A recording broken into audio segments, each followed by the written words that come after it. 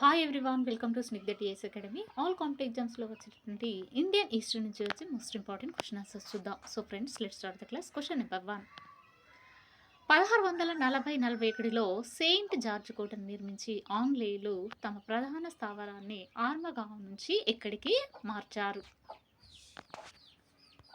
అంటే ఇక్కడ Saint George కోట అండి. అయితే సెయింట్ జార్జ్ కోట నిర్మించి ఆంగ్లేయులు తమ ప్రధాన స్థావరాన్ని కోట నుంచి ఎక్కడికి మార్చారు అంటే ఆన్సర్ వచ్చేసి ఆప్షన్ సి, మద్రాస్కు మార్చడము జరిగింది. కింది వానలో సత్యమేదో గుర్తించండి.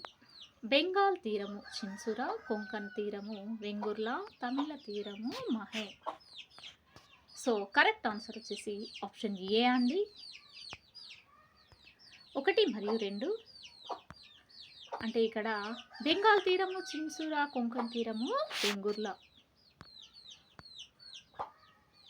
నెక్స్ట్, క్యాథలిక్ మాతాచార్యుడి యొక్క భద్రపరిచిన పార్థివ దేహం బామ్ జీనస్ బాసిలికా అనే చర్చిలో నేటికి దర్శనమిస్తుంది. ఆ చర్చి ఎక్కడ ఉంది? అంటే ఇక్కడ క్యాథలిక్ మాతాచార్యుడి యొక్క భద్రపరిచిన పార్థివ దేహం అండి. అయితే బామ్ జీనస్ బాసిలికా అనే చర్చిలో నేటికి దర్శనమిస్తుంది. ఆ చర్చి ఎక్కడ ఉంది? ఆన్సర్ ఆప్షన్ ఏ అండి, గోవా. నెక్స్ట్, కింది వానిలో అసత్యం ఏదో గుర్తించండి. Answer option A 1, 2, 3. అయితే ఇక్కడ క్రింది వానిలో అసత్యం మీద గుర్తించంటే 1, 2, 3 ఇవి 3 అసత్యంగా చెప్పవచ్చును. ఏంటి అంటే ఔరంగజేబు కాలంలో ఫ్రెంచ్ వారికి మరియు మొఘలులకు ఘర్షణ ప్రారంభమైంది. ఎవరి కాలంలో అండి? ఔరంగజేబు కాలంలో. డెన్స్ వారు తమిళనాడులోని ట్రంక్ బార్లో తొలిస్తారని 1620లో ఏర్పాటు చేశారు. నెక్స్ట్, 1857 కల్లా తమ స్థావరాలను ఆంగ్లేయులకు విక్రయించి డేన్స్ భారతదేశాన్ని వదిలి వెళ్ళిపోయారు. సో ఇవి 3 అసత్యంగా చెప్పవచ్చు. కింది వానిలో తప్పుగా జతపరిచినది ఏది? ఆన్సర్ ఆప్షన్ డి అండి. 1616 ఫ్రెంచ్ ఈస్ట్ ఇండియా కంపెనీ స్థాపించబడింది.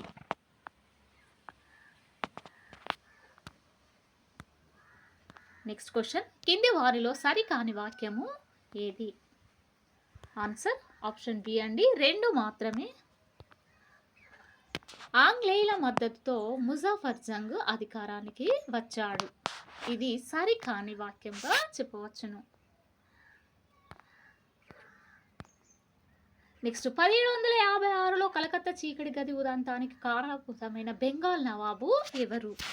Very important question. ఇది ఆల్ కాంపిటేటివ్ ఎగ్జామ్స్లో రావడం జరుగుతుంది. అయితే 1756లో కనుక చూసినట్లయితే కలకత్తా చీకటి గది ఉదంతానికి ఏదండి? చీకటి గది ఉదంతానికి కారణభూతమైన బెంగాల్ నవాబు ఎవరు అంటే ఆన్సర్ వచ్చేసి ఆప్షన్ సి అండి, Siraj Daula.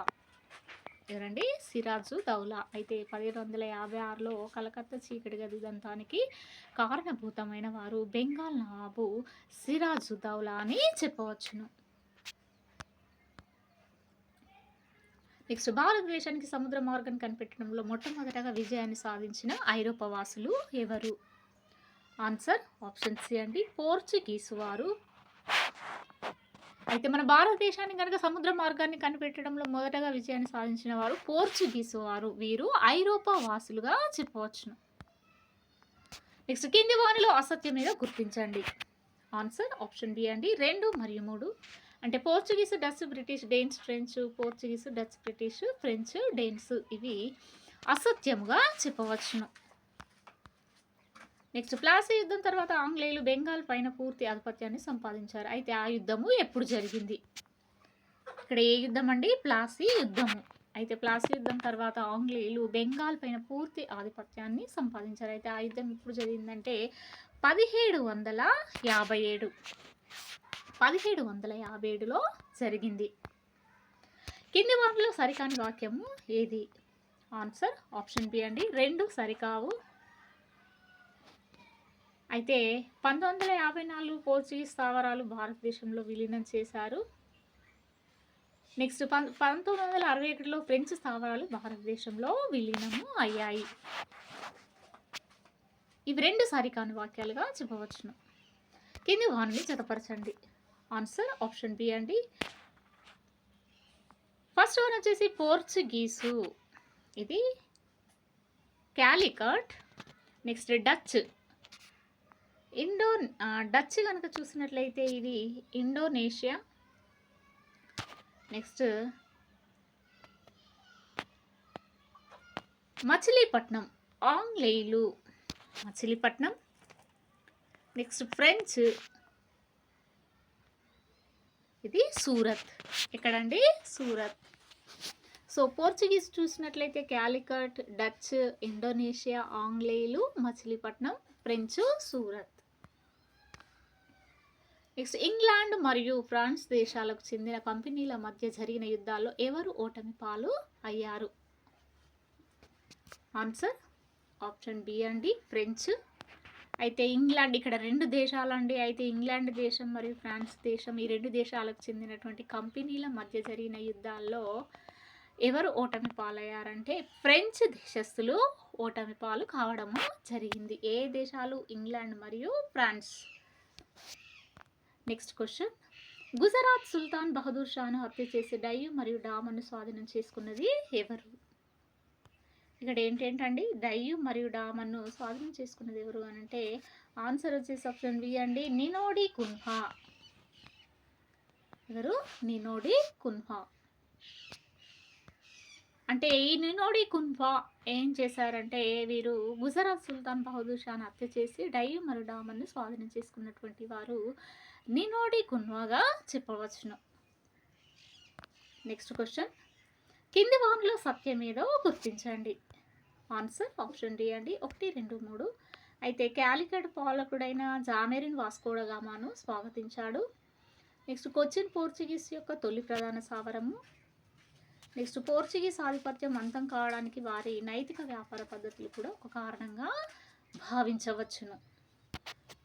So correct answer is ఇవి 3 కరెక్ట్గా చెప్పడం అయింది. నెక్స్ట్, కింది వాన్లో కేరళ తీరంలో ఉన్న వ్యాపార స్థావరాలు ఏవి? ఆన్సర్ ఆప్షన్ డి అండి, పైవన్నీ. అంటే కేరళ తీరంలో ఉన్నటువంటి వ్యాపార స్థావరాలు ఏంటి అంటే కొచ్చిన్, క్రాంగనూర్, క్యాననూర్, ఇవన్నీ కేరళ తీరంలో ఉన్నటువంటి వ్యాపార స్థావరాలుగా చెప్పవచ్చును. కింది వాన్లో భేదంగా ఉన్నది ఏది? ఆన్సర్ ఆప్షన్ డి అండి, గోవా. నెక్స్ట్, ఆంగ్లేయుల తొలి స్థావరం బెంగాల్లోని హుగ్లీ వద్ద ఎప్పుడు ఏర్పాటు చేశారు?